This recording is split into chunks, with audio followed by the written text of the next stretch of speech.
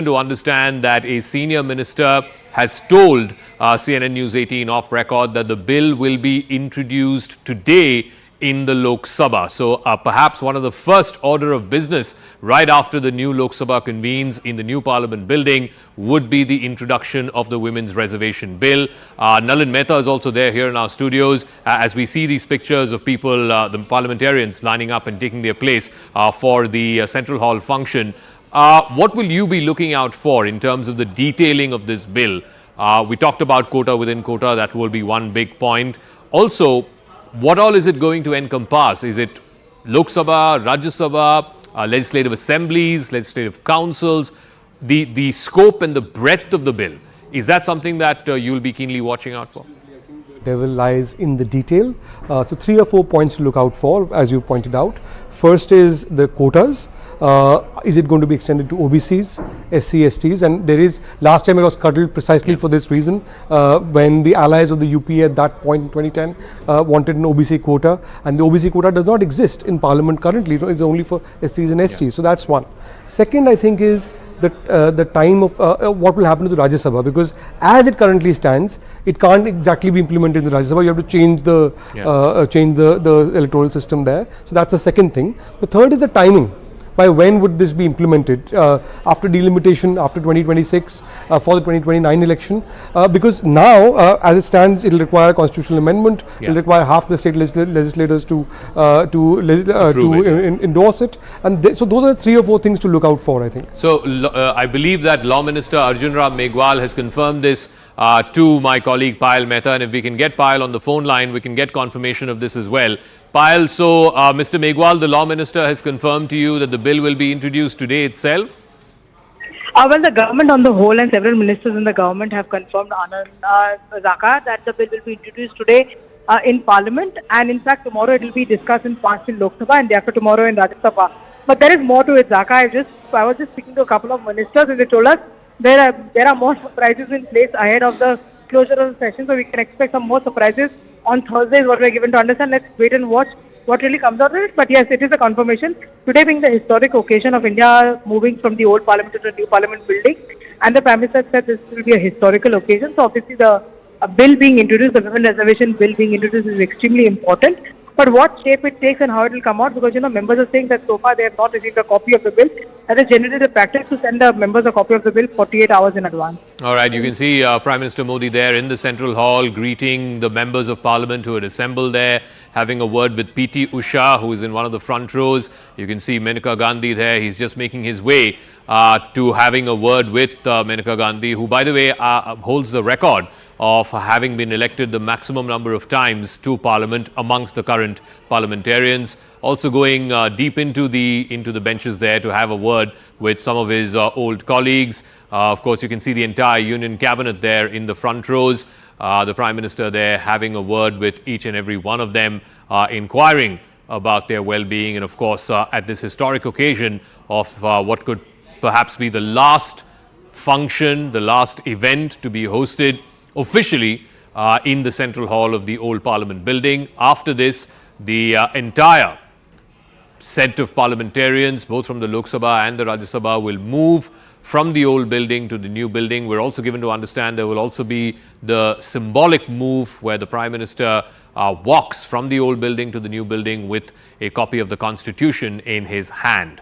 For this function, which will start at 11 a.m., the Prime Minister, the Vice President, the Lok Sabha Speaker, the Leader of the Opposition in the Rajya Sabha, Mallikarjun Kharge, they will all be on the dais, and they will be speaking briefly as well, is what we are given to understand. So you can see how the entire Parliament has lined up there. The Prime Minister having a word with Tiruchi Shiva of the DMK and with Pinaki Mishra of the BJD. Clearly, these are very, very momentous pictures that are coming through from the Central Hall of Parliament. Like I said, you will likely not see another function of this sort in the Central Hall of the old Parliament building. And the Central Hall itself has been witness to many, many momentous events in the last 75 years of parliamentary democracy. Nalin is there with us. It also used to be a favorite haunt of journalists. Whenever Netaji wanted to speak to journalists, they used to say, come to Central Hall. If you can just walk us through what would be some of the defining moments for you in some of the joint sessions of Parliament that we've seen in the Central Hall. So, for me, the abiding memory is the midnight session when Pota was passed. The Vajpayee government was in power. A joint session was called, and I remember Pramod Mahajan, I remember, was a parliamentary affairs minister then, and we remember sitting in his office where he was tabulating number by number whether they're going to make it. Lata Mangeshkar was then an independent MP. They flew her in. So until the last moment, it wasn't clear if the bill will get passed or not, because they had the numbers didn't stack up the way it does for Modi government now. So that for me was an important moment in as far as the joint session was concerned, and it was passed way in the early hours of the morning, late night, early morning. Venkaiah Naidu was a parliamentary affairs minister at that point of time.